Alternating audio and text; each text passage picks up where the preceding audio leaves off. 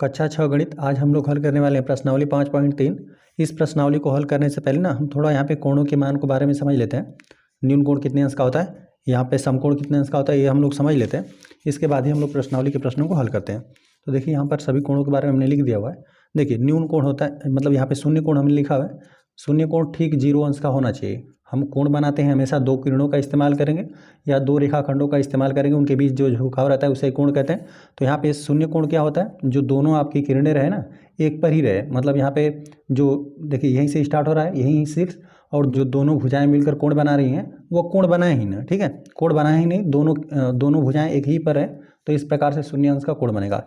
यहाँ पे लिखना रहेगा तो हम लिख देते हैं ठीक, यहाँ पे शून्य अंश का होना चाहिए, ठीक है, ठीक शून्य अंश। आप इस प्रकार भी समझ सकते हैं कि दोनों भुजाएं एक ही पर थी, कोण बना ही नहीं। यहाँ पर हो गया ये ठीक 0 अंश का शून्य कोण।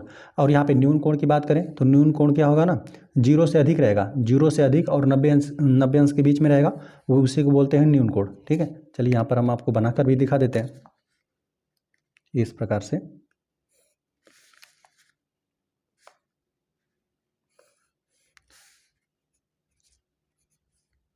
यह शीर्ष हो गया, नामकरण कर देते हैं O, यहाँ पर हम नामकरण कर दिए A, यहाँ पर नामकरण कर देते हैं B, ठीक है।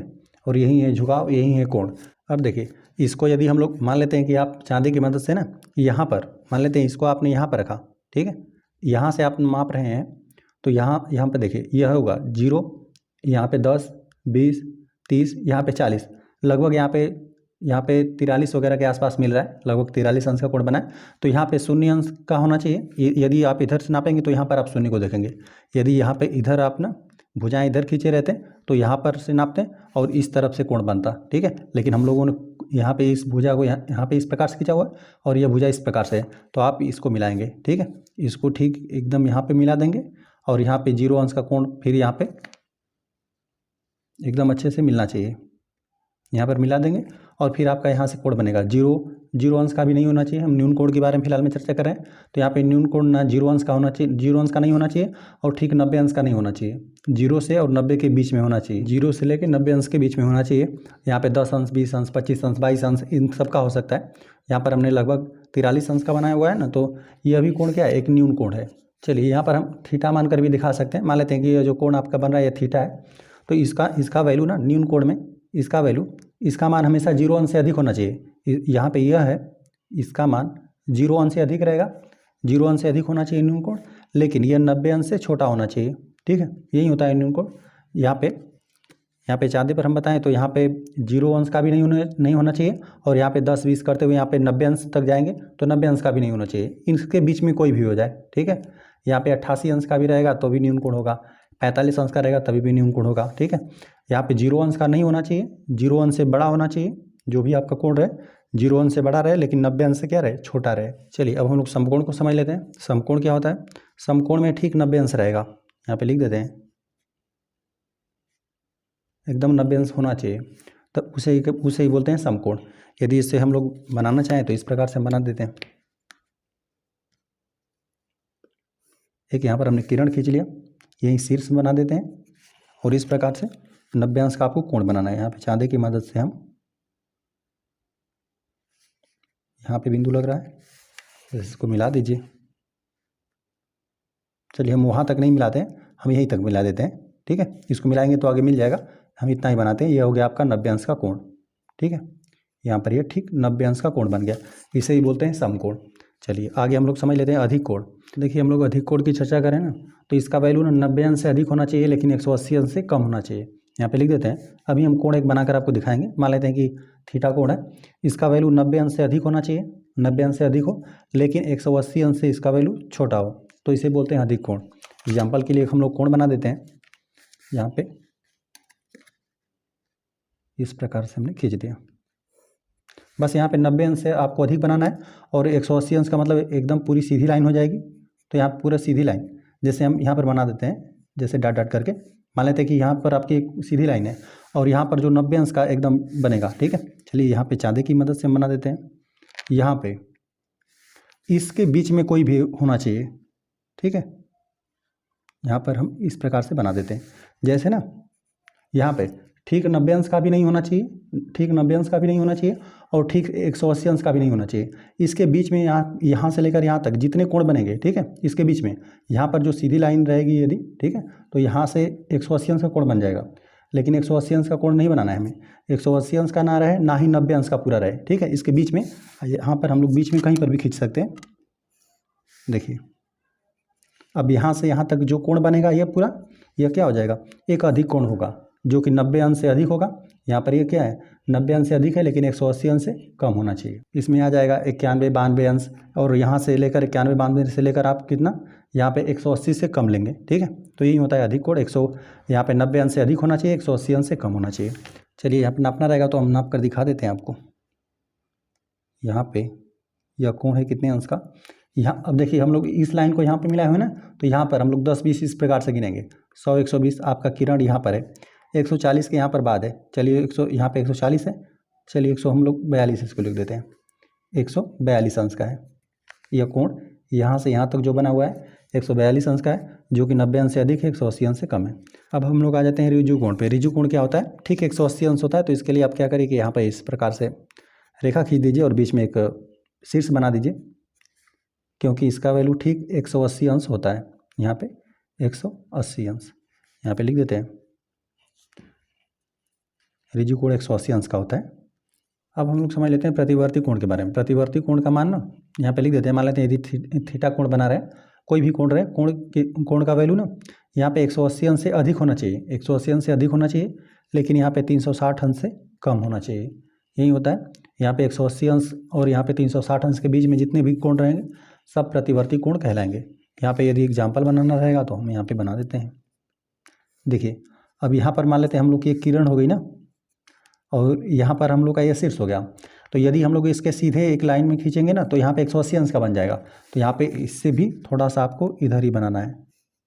अब ये जो भी कोण है, लेकिन अब कोण देखिए यहाँ से यहाँ तक है, यहाँ पे इसके सीधे तक रहेगा। देखिए इसके सीधे तक रहता तो 180 अंश रहता, लेकिन यहाँ पे 180 अंश से भी अधिक कोण हो गया है, ठीक है। तो यहाँ पर इसे बोलते हैं प्रतिवर्ती कोण। और इसको यदि मापना रहेगा तो आप किस प्रकार से मापेंगे, आप क्या करेंगे, इस पूरी सीधी लाइन को, क्योंकि हम लोग यहाँ पे 180 अंश तक ही नाप सकते हैं इसमें, यह तो 180 अंश से अधिक है, तो इसको कैसे नापेंगे, आप क्या करेंगे, इस पूरी सीधी लाइन को भी खींच लीजिएगा।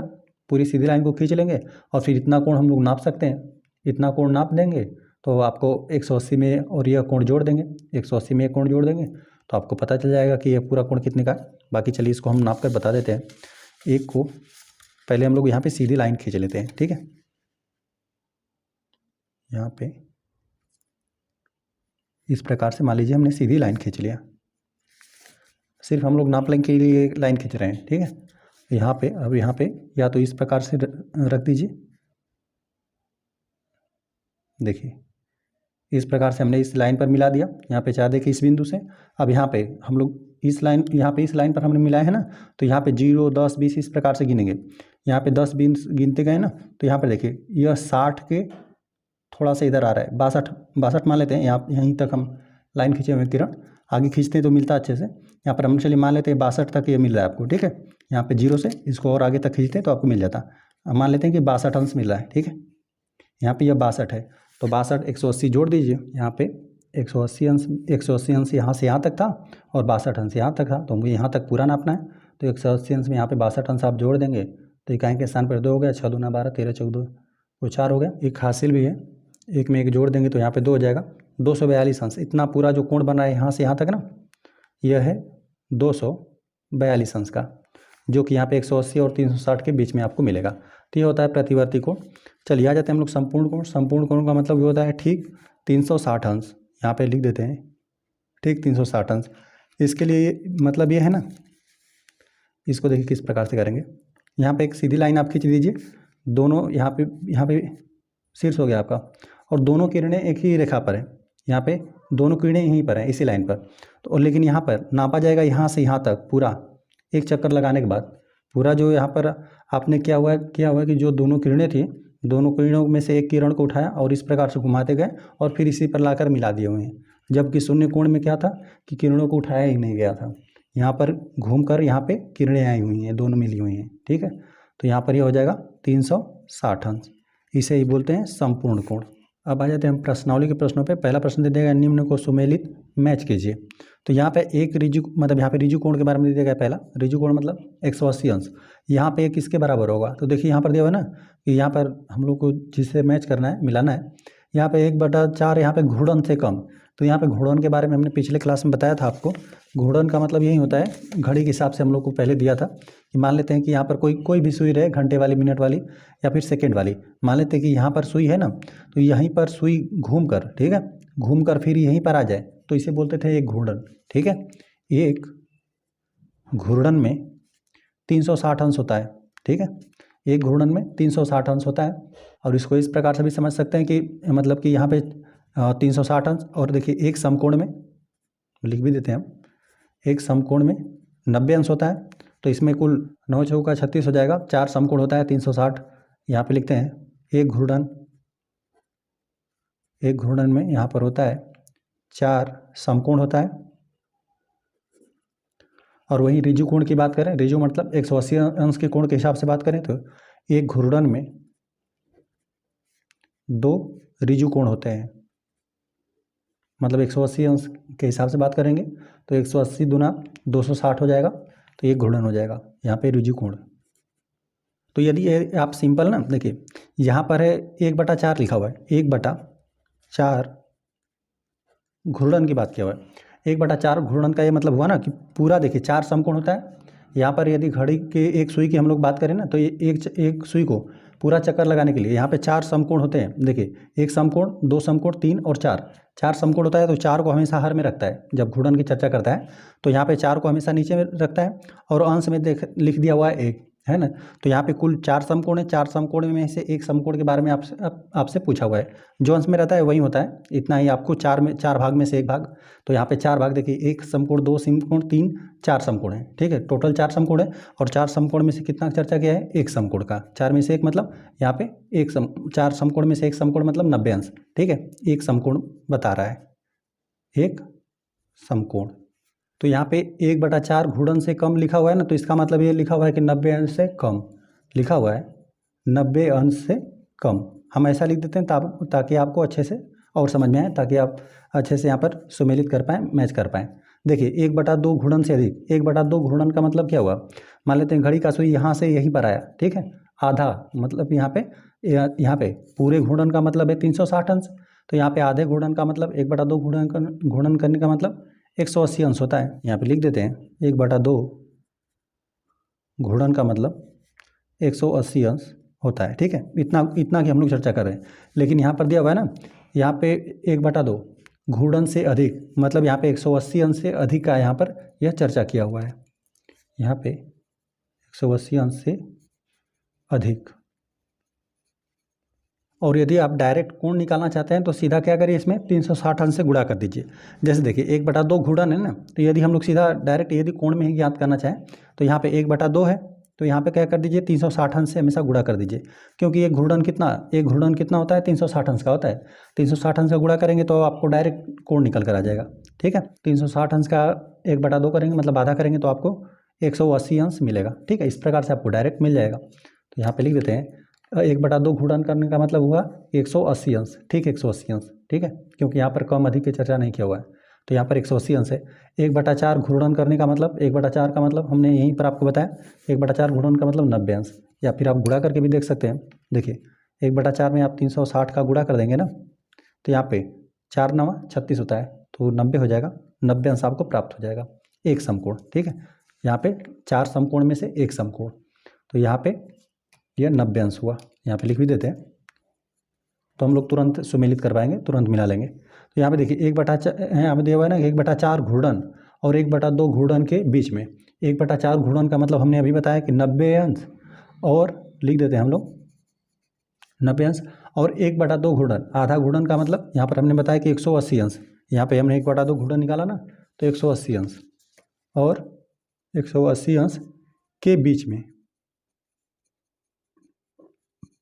और यह में दिया हुआ कि एक पूरा या संपूर्ण घूर्णन, हमने बताया कि एक संपूर्ण घूर्णन कितने का होता है? 360 अंश का होता है। तो यहाँ पर 360 अंश लिख देते हैं।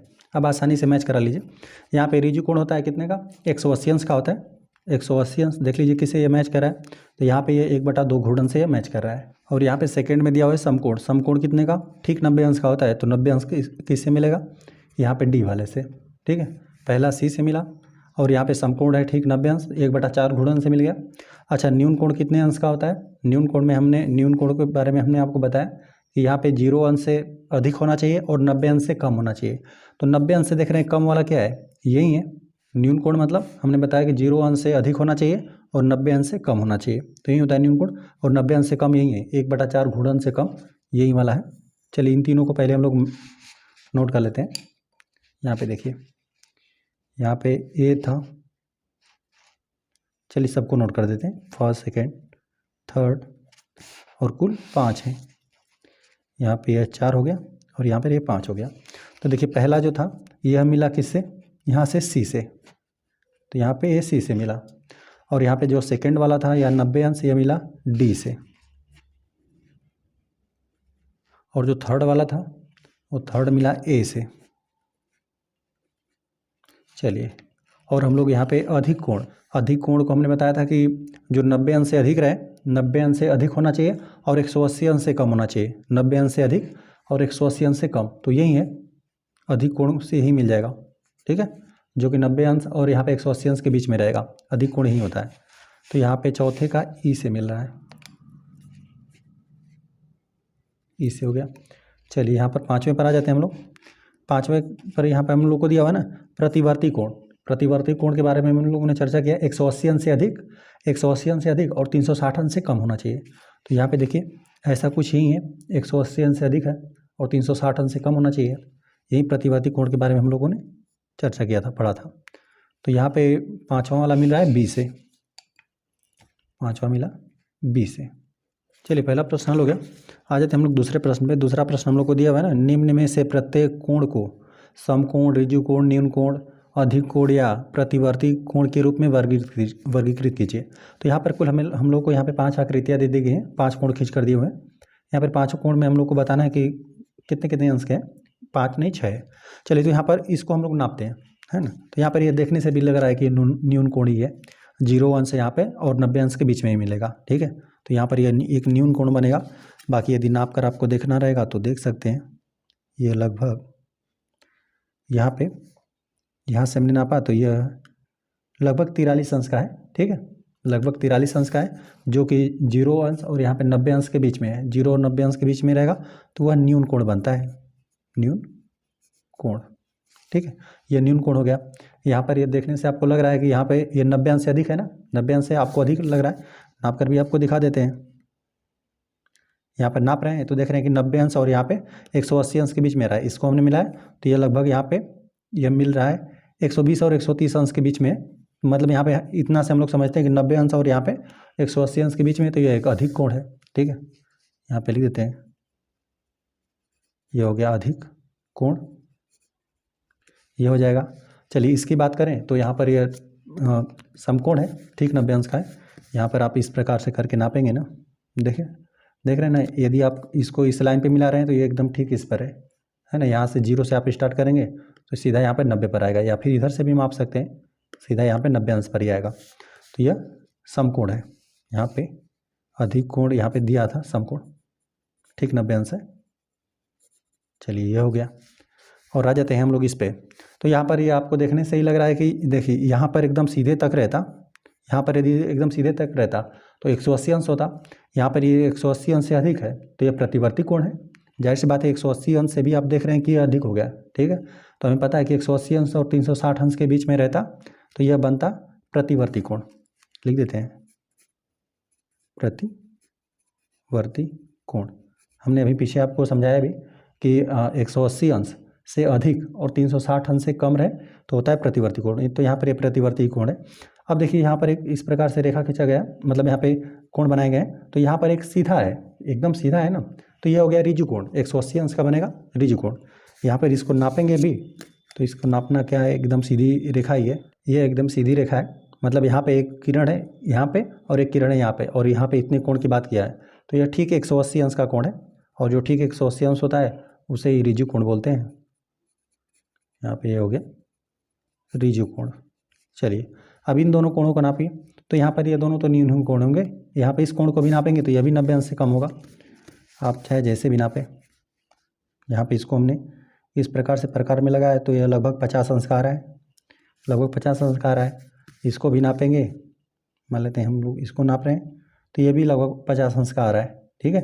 यहाँ पे इस कोण मिला है तो यहाँ पे इस 50 अंश पे आ रहा है, तो यह भी दोनों जो कोण बन रहा है, यह वाला कोण भी और यह वाला कोण भी, दोनों ही न्यून कोण है। यहाँ पे लिख देते हैं न्यून कोण, 0 अंश और 90 अंश के बीच में है, तो ये हो गया न्यून कोण। चलिए, तो सभी कोणों को हमने बता दिया कि कौन न्यून कोण है, कौन अधिक कोण, समकोण, ये हमने बता दिया। अब चलिए हम लोग लिख देते हैं, जैसे दिया वैसे हम लोग लिख देते हैं। चलिए समकोण लिख देते हैं। समकोण, समकोण में कौन कौन सम्मिलित था? समकोण सिर्फ एक ही आपको मिला यहीं पर, जो सी था, ये हो गया समकोण। चलिए ऋजु कोण लिखना है, ऋजु कोण लिख देते हैं। ऋजु कोण, ऋजु कोण में सिर्फ आपको एक ही मिला, ऋजु कोण में यह मिला ई वाला, यहाँ पे ऋजु कोण मतलब 180 अंश, यहाँ पे ई मिला आपको ऋजु कोण के बाद। चलिए न्यून कोण को लिखते हैं। न्यून कोण, न्यून कोण में देखिए कौन कौन सम्मिलित था, तो न्यून कोण में एक यह ए वाला सम्मिलित है और एक यहाँ पे न्यून कोण में यह सम्मिलित था, यफ था, यह हो गया। चलिए न्यून कोण हो गया। अधिक कोण लिखते हैं,